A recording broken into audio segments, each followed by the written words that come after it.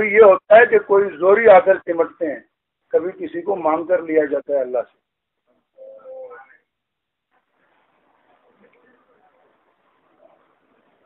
تو اب چونکہ مانگ کر لیا گیا ہے، آگے انہوں نے ناز کیا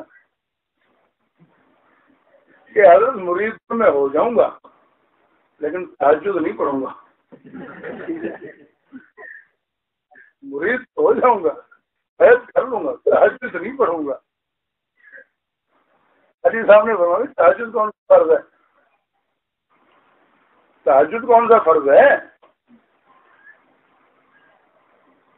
مرضی ٹھیک ہے شیخ، بیعت ہو گئے. اب برکت کیا ہوتی ہے؟ حضرت حاجی صاحب رحمۃ اللہ علیہ نے مولانا کی چارپائی اپنی چارپائی کے قریب رکھوا لی، یہاں رکھو مولانا کی چارپائی. حضرت گنگوئی فرماتے ہیں لیٹ گیا، ٹھیک ہے. تھوڑی دیر بعد رات کو آنکھ کھلی، میں نے دیکھا حاجی صاحب چارپائی پہ نہیں ہے. ادھر دیکھا وہ تو تہجد میں کھڑے. میں نے کہا میں نے تو پہلے سے معاہدہ کیا ہوا ہے، میں تہجد نہیں پڑھوں گا. پھر میں آنکھیں بند کر کے سو گیا. اب نیند نہ آئے، وہی لگی رہے بات ذہن میں کہ دیکھو یار میں نے یوں کہہ دیا، اس نے مجھے چھٹی دے دی. پہلو بدلتے بدلتے خیال آیا بھائی فرض نہیں ہے تو حرام بھی تو نہیں ہے، اگر ضروری نہیں ہے تو گناہ بھی تو نہیں ہے. نیند تو ویسے ہی نہیں آ رہی، نیند تو ویسے ہی نہیں آ رہی. چلو آدمی نہ آگے تو نہ پڑے، نیند آ رہی ہے نہ پڑے، لیکن اب تو مجھے نیند بھی نہیں آ رہی، ایسے ہی پڑا ہوا ہوں. مجھے شرم سی آئی، اٹھ کھڑا ہوا، وضو کیا، میں بھی تہجد میں کھڑا ہو گیا.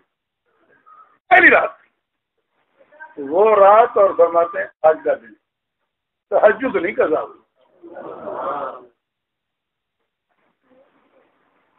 وہ رات اور آج کا دن تہجد نہیں قضا ہوئی.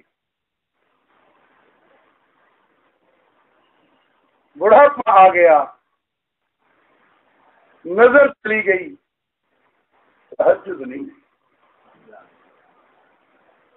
اور مولوی صاحب انہیں اگر ضرورت تھی تو ہمیں لیکن کاروباری پیر نہیں،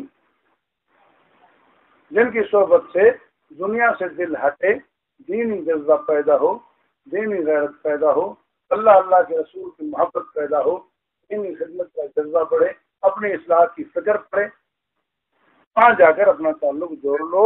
اس سے پہلے اپنے آپ کو ہمیشہ سمجھو کہ ہم ادھورے ہیں اور کبھی بھی ہم کر سکتے ہیں. آگے آپ کی مرضی. میں تو دعا ہی کر سکتا ہوں کہ اللہ ہم سب کو توفیق عطا فرمائے کہ اپنے اکابر کے نقش قدم پہ چلتے ہوئے اور اللہ کے دامن سے چلتے رہیں، ان سے وابستہ رہیں. تو میں عرض کر رہا تھا کہ غوث ایک درجہ ہے. غوث کا معنی مشکل کشا فریاد رس نہیں ہے، یہ ناواقفیت ہے. اور ویسے ہی جیسے مجھے ایک مولوی صاحب نے کہا کہ آپ نے حضرت محبوب سبحانی اور پیران پیر کہا، غوث کو میں نے اس تقریر میں نہیں کہا، پیران پیر کہا، تو اس پر وہ ناراض ہو گئے کہ آپ نے حضرت سید عبد القادر جیلانی کو پیران پیر کہا ہے، یعنی پیروں کا پیر. میں نے پھر کیا ہوا؟ کہتے ہیں پیران پیر تو نبی پاک ہیں. میں کہا دیکھو مولوی صاحب یہ اصطلاحی باتیں ہوتی ہیں، جس طرح مشہور ہیں ان کو اسی جگہ پہ رہنے دو. نہیں پیروں کے پیر آپ ہی بتائیں، پیروں کے پیر وہ تو حضور پاک.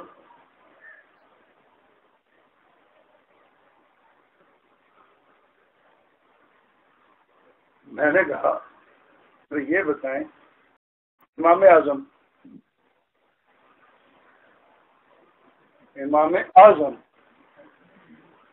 اماموں کے امام، سب سے بڑے امام، اعظم۔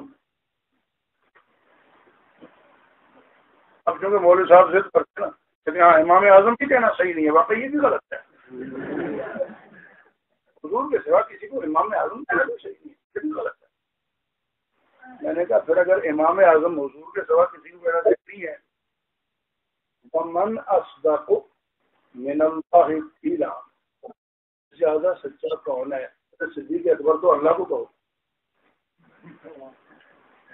صدیق اکبر نہیں سمجھے۔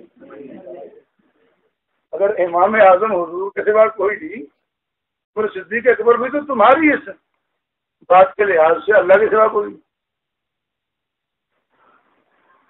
تو ویسے یہ مناسب نہیں ہے۔ میں نے کہا تو جانتا کام کر رہے، اب تجھ سے پوچھتا کون ہے مناسب ہے یا نہیں ہے، تجھے کیا پتا مناسبت کا۔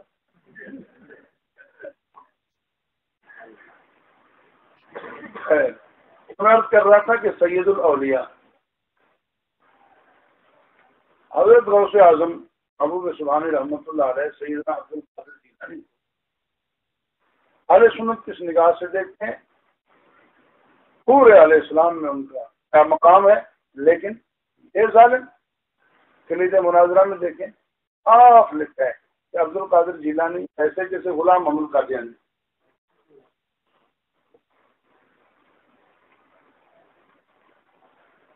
اور جیسے مداری جادوگر ہوتے ہیں کہتے ہیں وہ تو کہتے ہیں وہ تو سید ہی نہیں، تو کہتے ہیں وہ تو بت پرست اور یہودیوں کے چودھری تھے۔ کلید مناظرہ میں اردو میں تو اللہ بخاری کی متعلق کا کیا ذہن ہے، تو اسے پتا ہوگا جو ان کی کتابوں کو پڑھتا ہوگا۔ اس لیے میں بخاری کی نہیں میں روایت پیش کرنے لگا ہوں جو ان کا مسلم ہو بات حدیث کی، تو ان کی کتاب سے حدیث پیش کرنے لگا ہوں۔ دیکھیں ہم کس طرح دلیل پکڑتے ہیں اور ان کا کیا حال ہے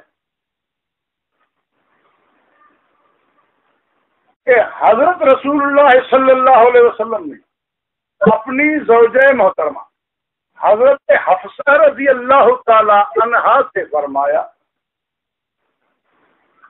ان بکر، قتل کتنے صاحب ہیں، ان بکر الخلاف من بعدی ثم من بعدہ ابو کی، میرے بعد خلیفہ ابو بکر ہوگا اور اس کے بعد خلیفہ تیرا باپ عمر ہوگا۔ تفسیر قمی میں ہے، تفسیر قمی میں سورہ تحریم کے شروع میں وَإِذَا سَرَّ النَّبِيُّ إِلَىٰ بَعْضِ أَزْوَاجِهِ حَدِيثًا، تو سیدہ نے پوچھا من انبأک، کس نے بتایا آپ کو؟ تو آپ نے فرمایا نبأنی العلیم الخبیر، اس ذات نے بتایا ہے جو ہر چیز کا علم رکھتا ہے، ہر چیز کی خبر رکھتا ہے۔ مجھے اللہ نے بتایا ہوا ہے کہ میرے بعد خلیفہ ابو بکر، اس کے بعد خلیفہ تیرا باپ۔ کتنی صاف ہے، صرف کھول کر رکھنے کی دیر ہے نا۔ ان کے پاس ایسی کوئی روایت بھی نہیں، جس طرح آیت نہیں اسی طرح، اور تفسیر قمی سے اوپر ان کے ہاں کتاب نہیں تفسیر میں۔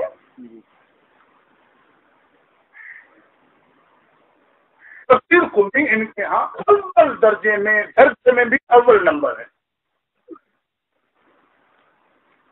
وہاں سے یہ روایت پیش کی۔ ہماری کوئی اس درجے کی کتاب وہاں سے یہ یوں صاف روایت پیش کریں، وہ دن اللہ نے پیدا ہی نہیں کیا۔ لیکن جیسے وہاں ریس آ گئی، عام ہیں انہوں نے بھی ایک بات چلائی ہوئی ہے۔ ہاں جی کرو، کہتے ہیں بالکل صاف ہے۔ کیسے صاف ہے؟ کہتے ہیں حضور علیہ السلام نے آیا حضرت علی سے اما ترضا ان تکون منی بمنزلت ہارون من موسیٰ،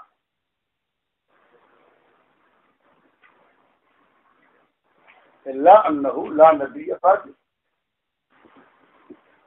علی تو اس بات سے خوش نہیں کہ تو میرے ساتھ اس طرح ہو جس طرح موسیٰ علیہ السلام کے ساتھ ہارون علیہ السلام۔ ہاں میرے بعد نبی کوئی نہیں، مگر میرے بعد نبی۔ دیکھو جی بخاری شریف 526 واضح روایت موجود ہے۔ اب حضرت ہارون خلیفہ حضرت موسیٰ علیہ السلام تھے، اور حضرت علی کو حضور فرما رہے ہیں کہ تو میرے ساتھ اس طرح ہے جس طرح موسیٰ کے ساتھ ہارون علیہ السلام، لہذا وہاں ہارون خلیفہ یہاں علی خلیفہ، بات بالکل صاف ہے۔ یہ انہوں نے پیش کی۔ اب اگر اچانک آپ کے سامنے پیش کریں تو استدلال بڑا خطرناک لگتا ہے، لیکن اس درجے کا پھر بھی نہیں ہے، وہ وضاحت پھر بھی نہیں ہے، کیونکہ وہاں ہے ان ابا بکر خلافت من بعدی ثم من بعدہ ابو، خلافت کا صاف نام موجود ہے، اور من بعدی ہے اس سے آگے بھی سلسلہ بتایا گیا ہے۔ سمجھ آ رہی ہے بات کہ نہیں؟ اس درجے کا اختلاف بھی نہیں ہے، لیکن بہرحال آپ کے لیے پریشان کن ہے اگر یوں اچانک آ جائے اور آپ کی توجہ نہ ہو۔ اور بخاری شریف میں 526 پر اس کا حاشیہ دیکھ لو،